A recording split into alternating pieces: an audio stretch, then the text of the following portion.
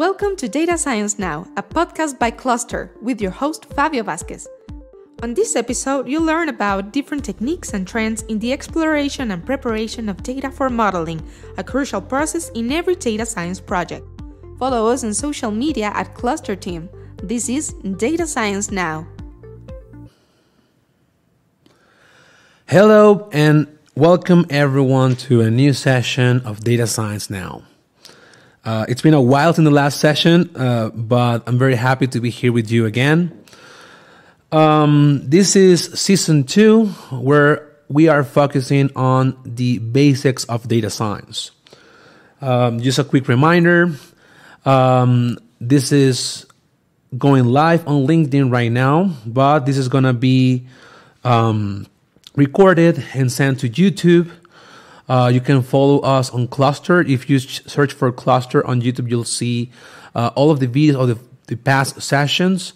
This is also being transformed into a podcast, so you can hear us on Spotify or iTunes or Google Podcasts. And also make sure to subscribe to our newsletter. This is happening after this session. And in this newsletter, I go into more detail on some of the things I mentioned here in the live session. And also, you'll get the links, the images, and everything I discuss in here. I want to thank all of the 36,000 subscribers we have to the newsletter right now. So welcome everyone again. Great. So the topic of today's session is exploring and preparing data. In these past sessions for the season, we've been covering business understanding and data collection. Those are the first 2 steps in every data science project. I want to make sure that you understand that if you take out of the context of a data science, Einstein is falling, here you go. If you take outside of the context all of these pieces, it's going to be kind of weird. So make sure to watch all of the episodes before so you can see what I'm building in this season. The topics for today are, as I mentioned, exploring and analyzing data and also preparing data. But before that, we need to talk about something very important, and it's what is data analytics. I know that I mentioned that the name of this season is the basics of data science, but before understanding what data science is, and I've covered that in other videos, is that data analytics was the beginning of all of this. And I want to go back to a paper by John Tukey in the 60s. And this paper is called The Future of Data Analysis. This is an important paper. Make sure to check that. I'm going to be posting a link to the paper later in the newsletter. But in here, he talks about the concept of data analytics as a new iteration for statistics. It's important that you understand that data science is not random. It didn't happen at random. We had a process, a historic process that transformed us into what we call right now data science. So I want to start the session by defining data analysis. And this is a definition by John Tukey. He says that data analysis are the procedures for analyzing data, techniques for interpreting the results of such procedures, ways of planning the gathering of data to make its analysis clearer or easier, and the machinery and results of mathematical analysis and statistics which apply to analyzing data.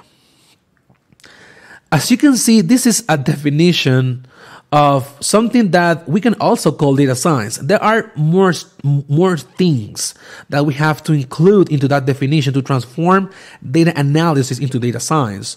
But remember that this is a very old paper from the 60s, 70s, and this was the beginning of our field. By the way, John Tukey also has a book called Exploratory Data Analysis.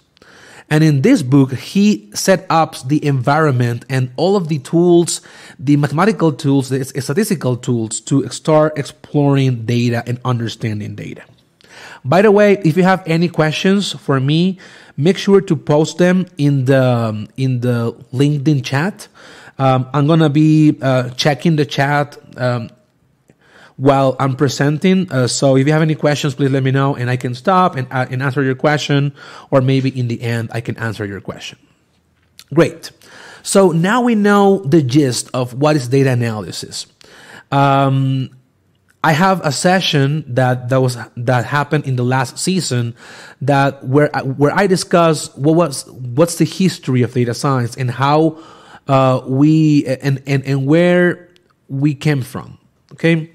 But right now, I want to make sure that you understand that one of the most important pieces that Tukey mentioned about data analysis is the procedures for analyzing data and the techniques for interpreting the results of such procedures. Analyzing data is crucial.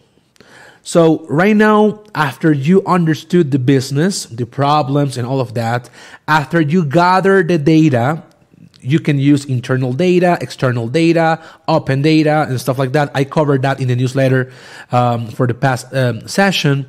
Now it's time to start understanding the business through analysis of the data they have. One of the things I want to emphasize at this point is that this is an iterative process. If you go and do data science on your own, or you're working with a company, or you're a consultant, and you have done projects in the past, you know that this is not a straight line. It's almost impossible that you will be creating a project where you understand the business, collect the data, explore it, and then you go to modeling and then to deployment. That's very unusual. What normally happens is that you start working and understanding more and more things about your data. And when you do that, you'll get more information about the business. You'll get more information about the process of data collection. And this is an iterative process. Okay, so you will go back and forth through these steps to be able to solve the problem. At this point, this is a very tight, close concept to what we do in statistics. Most of the techniques we use for exploring and preparing data that we're going to define very soon are going to be statistical tools. So you're going to be using a lot of different things that are coming from statistics. And this is why you shouldn't be starting any data science project without understanding statistics and probability and inference and all of that. So before trying to apply all these techniques, please make sure that you understand them, you understand the math behind them, and then you can go and apply them. So let me go now and give you a basic definition of exploratory data analysis. This is a term we hear a lot when we're working or investigating data science. We use data analysis as a technique to understand better the data we have. But before doing that, we also have to explore the data. So a basic definition of exploratory data analysis is the critical process of performing initial investigations on data to discover patterns, to spot anomalies, to test hypotheses, and to check assumptions with the help of summary statistics and graphical representations. This is coming from an article written by Prasad Patil. I'm going to be putting the link to this article into the newsletter so you can check all of my sources. But I think this is a very good definition of what we're doing here. So let's read this again with care. We want to discover patterns. We want to spot anomalies. And we want to test hypotheses and check assumptions. Assumptions are very important. In the process of exploring the data, you always have a hypothesis in mind. When you went and understand the business and you collect the data, was with an idea in your head to solve a problem. And when you have a defined problem in data science, you will always be creating hypotheses that will lead the process of exploring and modeling. So when you go and test your hypothesis, you need first to understand the data you have in your hands.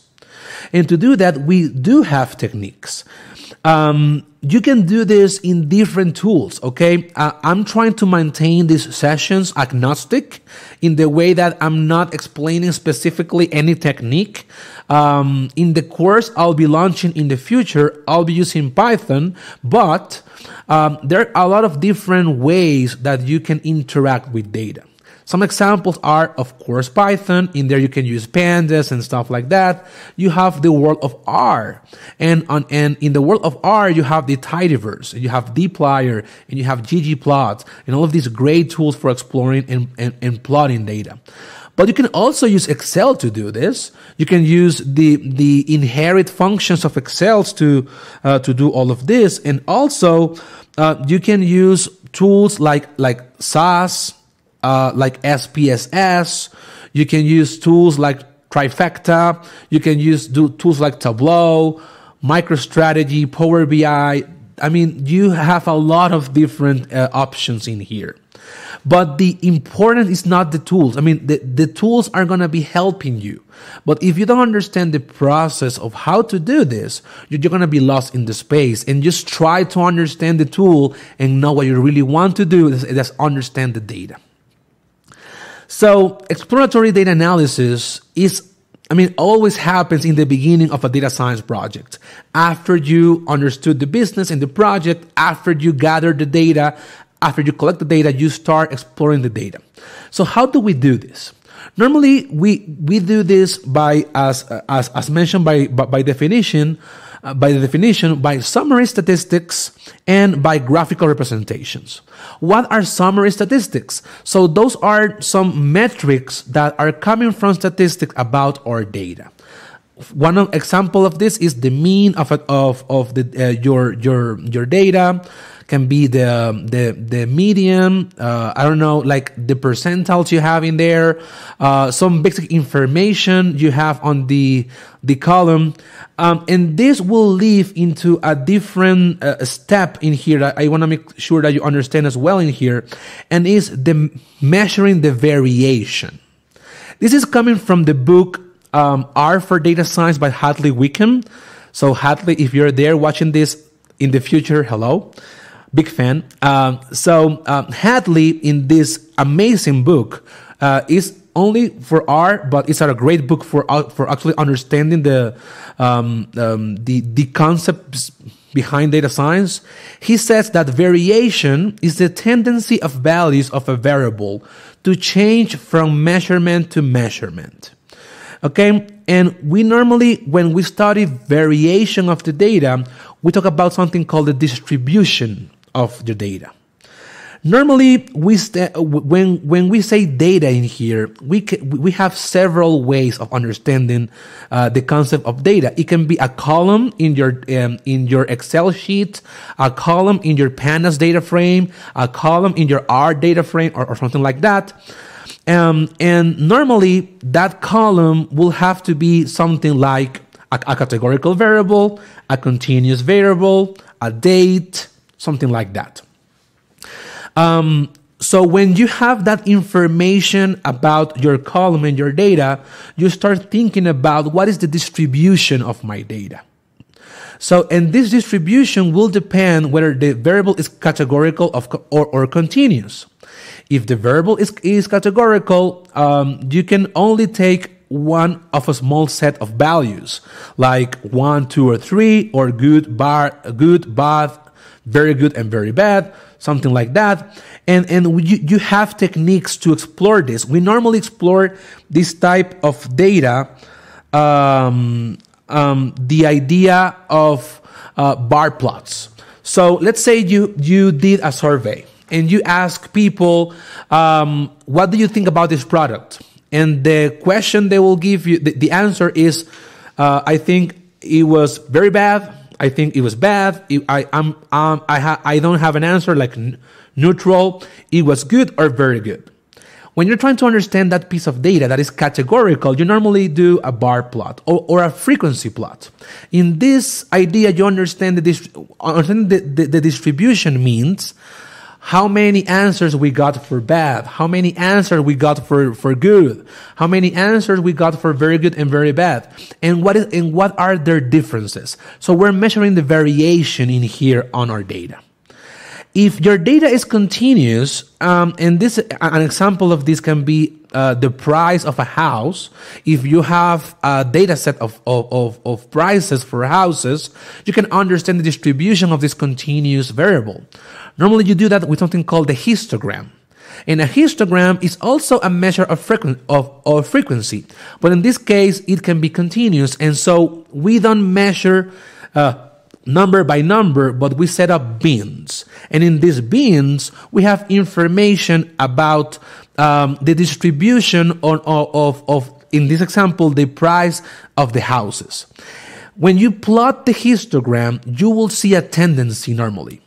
Like you have a data set of expensive houses, or you have a data set of cheap houses, or you have a combination of median prices and big and like expensive houses and cheap houses. So this will give you an idea on the distribution of your data, and this is important. And why is this important? Because you want to understand the data, because you want to understand this to be able to check your assumptions. Let's say you are exploring the prices of houses in New York. Your assumption will be that they will be expensive, okay? Because New York is a very expensive market for housing.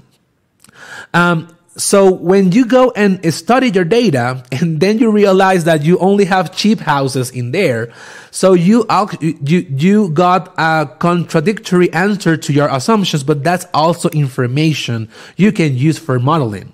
We're not going to be talking about modeling in this particular session, but one of the ideas of exploring and preparing data is to then create machine learning models.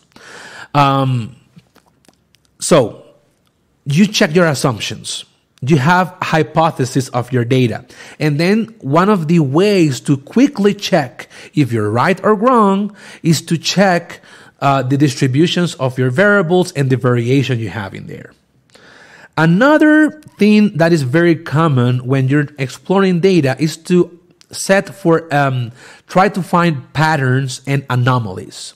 So what is a pattern in here? A pattern means something that can be, that repeats, or something that is there all the time.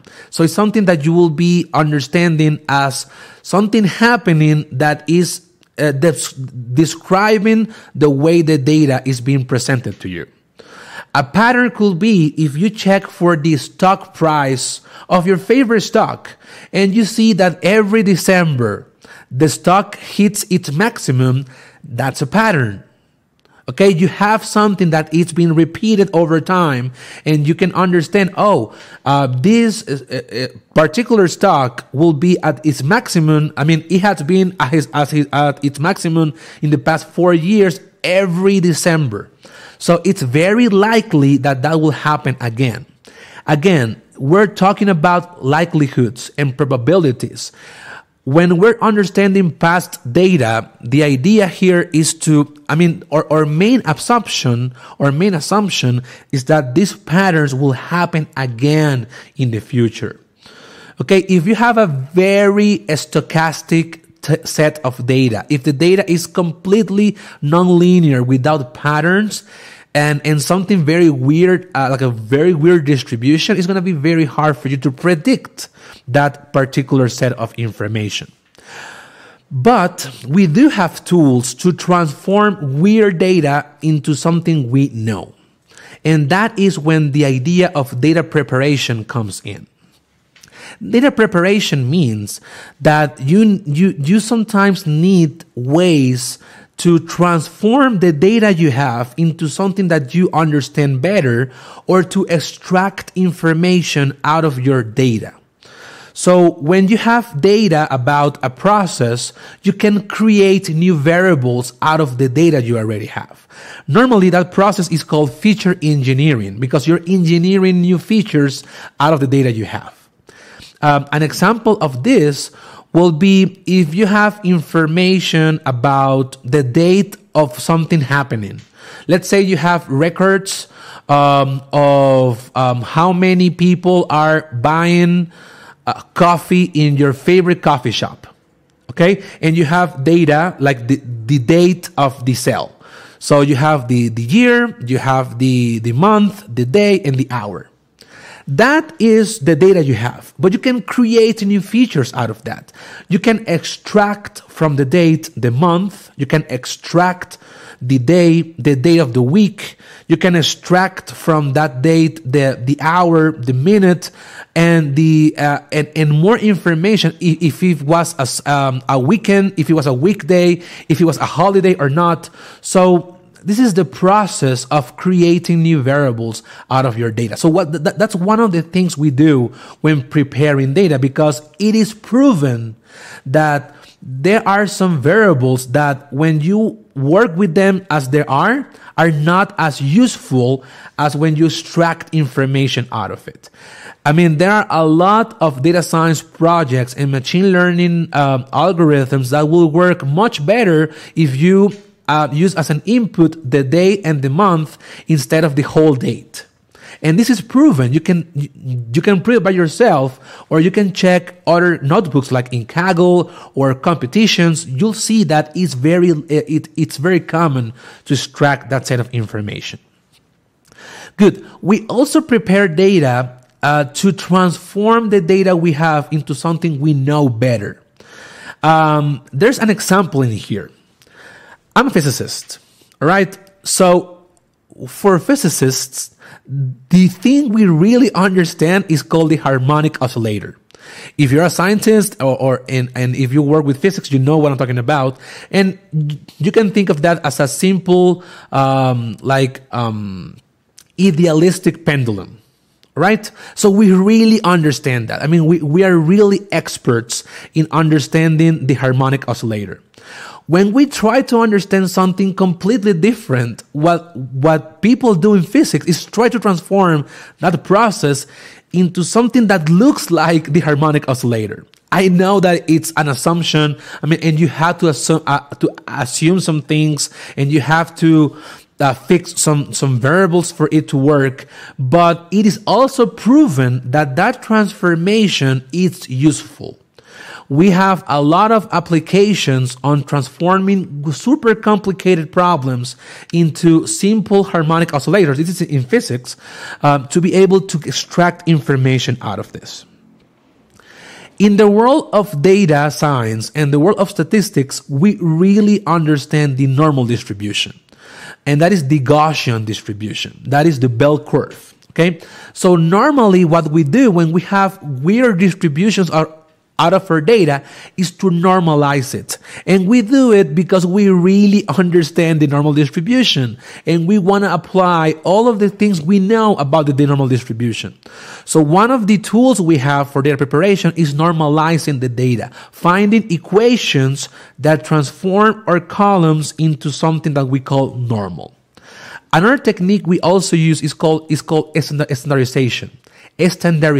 And that means if you have a variable that goes from 0 to 100, or from 0 to 1,000, or from 0 or from 1 to, a million, you can transform all of these variables into something going from 0 to 1.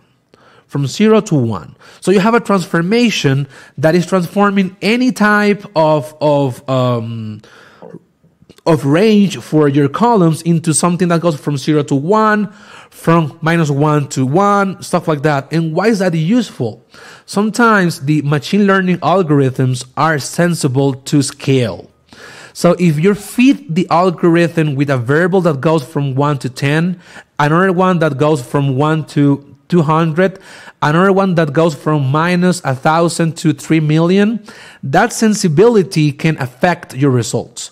So we normally standardize data to be able to have like a regular set of intervals and ranges for our variables. Normally we combine these things. Normally we normalize and standardize the data. And these are techniques widely used in the world of data preparation. For some people, and you will see this when checking online courses or books or papers, the ideas of data preparation contain the world of data exploration. Some of these people will not talk about data exploration. They will only talk about data preparation because for them, data exploration happens in the process of data preparation. I'm one of the people that thinks that it's better to separate them. There are some things that are very common that happen at the same time, and when you prepare your data, you're actually exploring the data as well. But it's better to keep them separate because they have different goals. One of the things we also do when exploring and preparing data is to check for outliers. Outliers, it's a set of values for your column that are outside of the regular values. Let's say you are working with the ages of people. Okay, so you have people's ages. So you have people going from 18 years to 60 years. Cool. So, and then you start checking your data and you create some plots, and there are different ways of plotting the data that I'm going to cover very soon. But when you do the plots, you realize that there was a person that for some reason their age was 600 years. It's very unlikely that that was true. Or you see something that someone that for some reason their age is minus 35 years old. That is impossible, okay? So those are errors in your data. And finding outliers is one way to detect this type of erroneous values for variables, sorry. So how you go and do that? This is the normal process. There are a lot of different ways of doing it, but this is the standard process. You go and calculate the summary statistics for your column, okay? Let's say the mean, the median, standard deviation, the percentiles, and stuff like that. Then you go and you see and you say anything that is outside of 3 times the standard deviation out of the mean, I'm going to consider that as an outlier. I'm going to repeat that. You calculate the mean, the median, and everything like that, and then the standard deviation, and then you say, one of the common things when we are detecting outlier is to say, we're going to be classifying an outlier as a value that is outside of 3 means of 3 times the mean, of 3 times the standard deviation from the bottom part and from the upper part outside of the mean. So when you have, this will give you a range, and something that is outside of the range from here and outside of the range from here in the right side or in the left side, you're going to call that an outlier. Again, there are a lot of advanced techniques to do this, but this is one of the ways you can do that. So data preparation and exploration in here comes as one, because yes, you are exploring the data, you're calculating summary statistics, but then you are defining some things that you're going to be removing out of your data sets. And removing data is very common when you're preparing data. Okay, so normally you remove outliers. Normally, you also remove missing values, or you interpret and then impute the missing values. A missing value is something that for some reason is not present in your observations. Let's say you have information about a person, but for some reason you don't have their age, or you don't have their gender. I mean, there are several reasons for that happening. And you can, and you have to decide then if you want to eliminate that source of information because it contains missing values, or if you want to impute that missing value. And in here, there are great techniques and advanced machine learning algorithms to impute these missing values. Like, finding the neighbors out of this value and then putting it there. Something as simple as just predicting just putting the average or the mean there for a missing value and stuff like that. So those are techniques that you will see being widely used in the literature of data science and statistics as a way to understand your data. Another thing that is very important is called covariation. Okay. And I'm going to go back again to the definition by Hadley.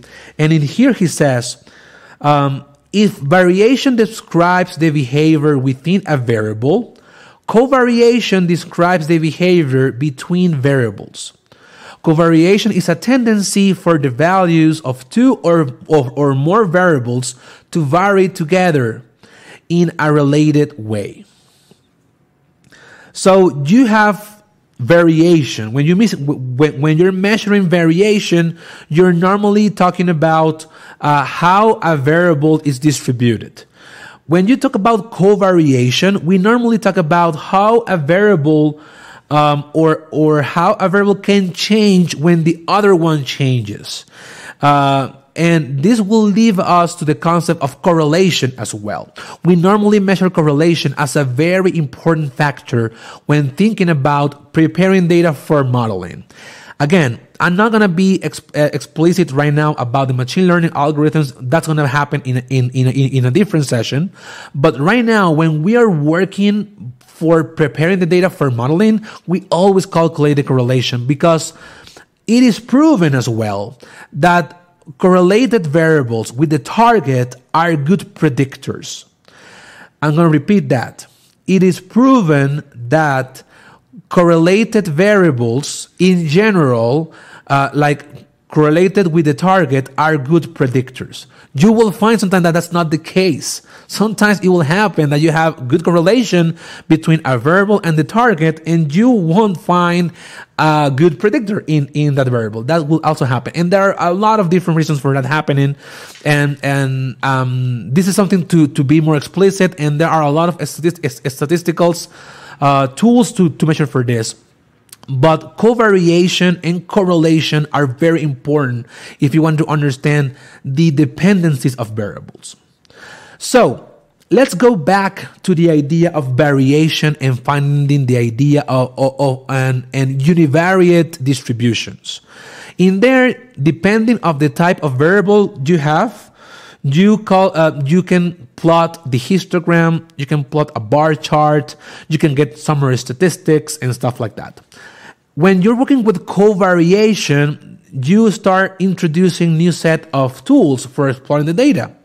One of these tools are called scatter plots. Scatter plots are point plots where you have two continuous variables. Okay, and you want to plot, let's say, the age. I'm going to go back to the example of house pricing. Let's say you have the age of the person who bought that house.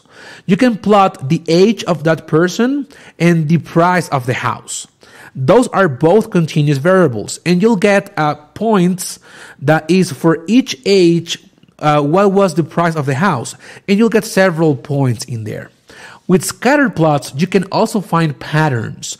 You can discover with that plot that people with more age buy more expensive houses. Or you can discover for some reason that younger people will buy expensive houses in your data set. And something very important in this case is that you always need to remember that correlation does not imply causation. So correlation does not mean causation. If you find that two variables are correlated, or some variable can interact with another one, that doesn't mean directly that the variables are like that. The happening of one variable is the reason for the other to happen, and this is a common mistake I always see in data science projects. You cannot assume like when a variable is interacting with another variable, that they will be having a causation. You need to demonstrate causation. And there are advanced techniques to do that, as well as simple techniques to do that. And you have to prove for that. So I talked about scatter plots for plotting continuous variables. You also have box plots, and that's normally used with one variable if you want to measure the mean and the median and the standard deviations and see it in a box. You can also combine these boxes that are normally used with continuous variables with categorical variables, and you can think of what is the distribution, the distribution of age by gender. And in here, you start thinking about covariation. You start thinking about how a variable can be affected by the other one. And there are several ways of doing this. And the idea is that you have your tools for this are statistical and graphical. There are great things that you can find in here and you can do that are going to be super explicit when you plot them. So we normally create a lot of different plots in here. So I mentioned right now histograms, bar plots, scatter plots, and box plots. They are the most used plots when exploring data, but there are more. You have the kernel density plots that are very tied to histograms. You have something called the violin plots. You have the swarm plots, and you have pair plots. It's a lot of different things. And for you as an exercise, make sure to check any book like the one from Hadley Wickham that I'm gonna be putting in the as a link, in the newsletter, so you can check more about these tools and how you can build these graphs and statistics with languages like R and Python. I have a question here by Emilio, and I think this is a very good question. And he says, can you please give an example on the correlation and the target? Of course. So let's say you want to predict if you should give someone a loan or not. Let's say you are working with a bank. Okay, you're working with a bank and you want to predict if you should give someone a loan or not. A correlation with the target. So the target in here is to give or not to give the loan. Correlation means you have different features when predicting a variable. Let's say you have the age of the person, you have the income of that person, you have how many loans active they have, how many paid loans they had in the past, stuff like that. So correlation, it's an equation, by the way, that comes from something called the covariance. The covariance is also a definition in statistics, and when you define covariance, you can then define correlation. I'm gonna put the equation for that in the newsletter, okay? So you have that in there. You want to measure what will happen. Let's say we're gonna focus right now on the age of the person and if it's a good thing to give them or not a loan. A correlation in this case means when you're measuring the age of a person, if it's higher or lower, how good or bad in the past that those type of persons paid the loan. Okay, so those people who in the data set that paid the loan or didn't pay a loan, you'll have the age for that people, and the correlation in this case will measure with the differences of ages, okay, and the target of given or not given a loan, how are they related? Meaning that if someone has 60 years or 30 years or 20 years or 25 years, how good or bad will that person will be paying a loan? Again, this is based on past information. We always do this with past information, and we calculate the correlation between, in this case, the age and the loan. What we are assuming in here is that those patterns will repeat in the future. We're assuming in there that the age could be a good predictor for the loan. The important thing here is that we normally perform multivariate machine learning algorithms because it's very unlikely that you can predict if you should give someone a loan or not by only their age. So you normally have several variables in there, and you calculate the correlation between each one of those variables and the target. And then you will use the most correlated variable with the target for predicting. There are great algorithms to calculate the best variables for predicting, and one of them is called the recursive feature elimination. This is happening, you normally use this when you're preparing data for modeling in the world of scikit-learn and Python.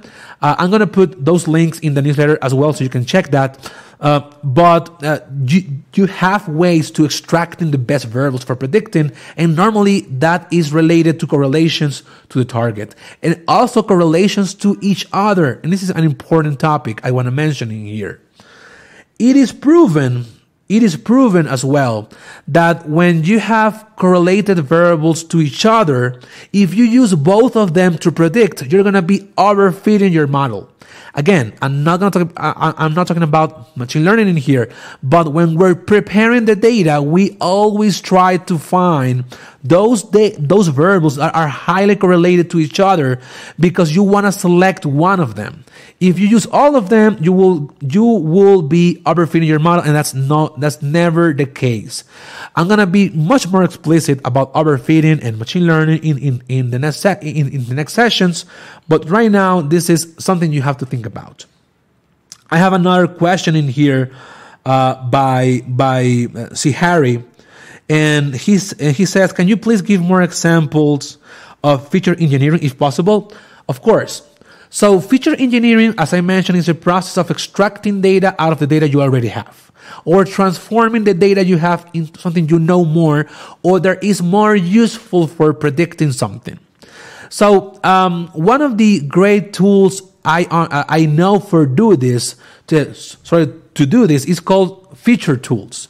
If you work in Python, there's a great library called feature tools that will automatically be doing for you feature engineering. Feature engineering can be time consuming because you have to think a lot of different things when you're trying to extract data out of the data you already have. And there are ways of doing this. And one of the automated ways of doing this is called deep feature synthesis. In this process, you are going to be doing automated feature engineering.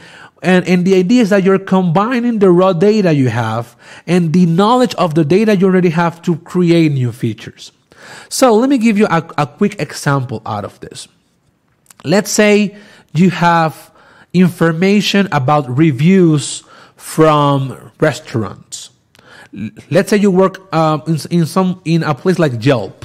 By the way, Eric, hello. All right. So let's say you work at Yelp, and you have information about the reviews of restaurants. You can extract information out of those reviews. Let's say you want to extract the sentiment of that review. Let's say you want to extract the most important words in that review. Let's say you want to extract the topics of the review. That is a process that can be combined with machine learning, but in general, what you're doing is the process of extracting features out of data is feature engineering, and you're going to be doing that. So that is one example of feature engineering. Extracting information about open text is a good example of feature engineering. There are a lot of more things like calculating means, calculating the most repeated values. I don't know, dividing your data by 2 for some reason. That is a process of engineering a feature. And there are a lot of important things in here you have to consider when you want to model. One of the things that I see in the comments that is by Sergio. He says that, could you talk more about log transforming both the dependent and independent variable? This is also a process of feature engineering. Sometimes, and I'm going to be, again, with the same example. You always want to use the things you really understand, okay? So let's say you have a very complicated model for your data that is exponential, or that it contains high powers of some variable. Sometimes you really want to use linear regression or something like that. So there are ways to transform the features or transform the target so you get something like linear regression. If you remember, let me give you a basic example. Let's say you have a function for modeling that is x squared. That's not linear. That is a parabola. If you apply the log transformation of that by the properties of logarithm, the exponentiation of a logarithm is the same as taking the exponent and putting it in the left part of the number and then calculating the logarithm of the variable.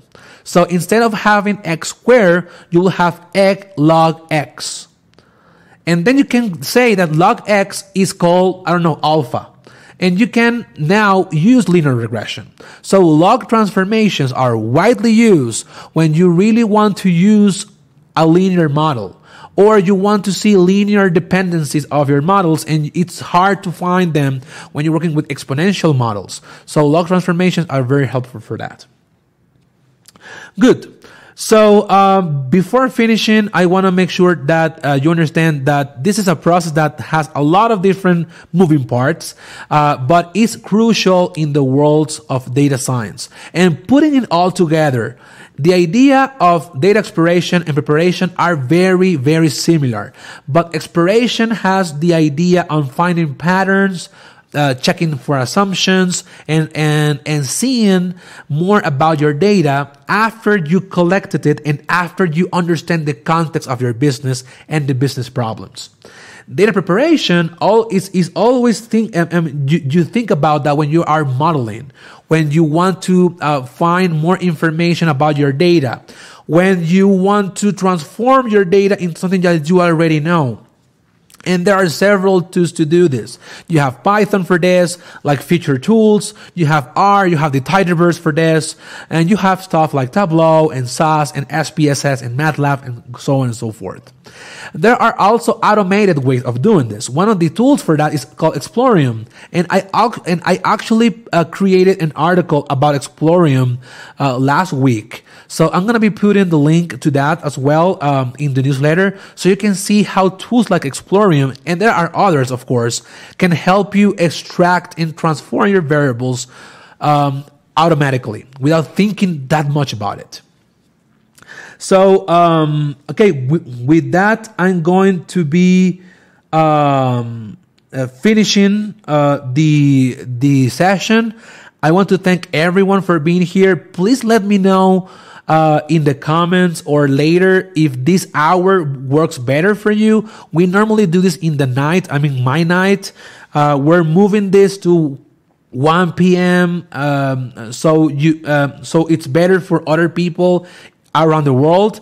But let me know if this hour works for you or you prefer the other hour. I may launch a poll later on LinkedIn to check what you think is best.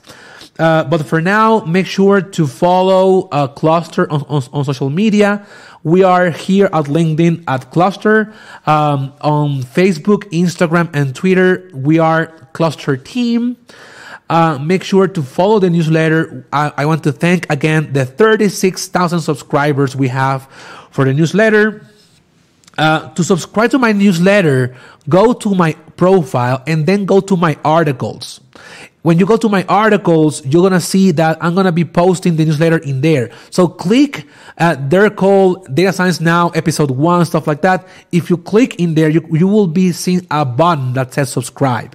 So in there, if you subscribe, you're going to get one email per week at most from the session with all of the links, the video, the podcast, everything in one place for you to check. I want to thank my team, Gabriel, Eileen, and Hazel, for helping me creating these sessions.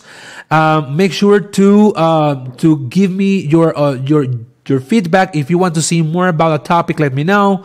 And again, thank you very much for being here, and I'll see you next week. Bye-bye.